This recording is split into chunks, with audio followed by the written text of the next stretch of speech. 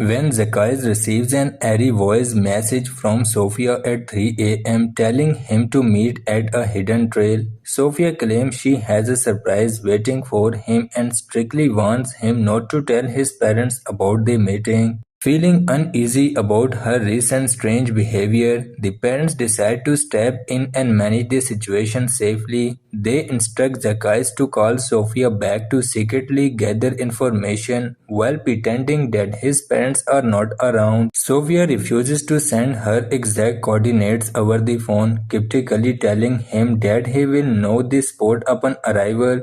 The family packs into their car and drives toward a creepy, heavily wooded area near Sophia's house to investigate. They arrive at a dead-end trail marked with no parking and violators will be persecuted signs, heightening their anxiety. Despite feeling deeply unnerved by the haunted appearance of the woods, the parents decide to stick together as a family. They cautiously walk along an abandoned-looking bridge and venture deep into the thick, isolated forest lines. Suddenly, they spot a hidden area in the trees and discover their stolen dirt bikes stashed away in the brush. The family is completely shocked to find the bikes because they were originally stolen days ago outside a store. They test the dirt bikes on the spot, realizing one functions while the other has a completely dead battery.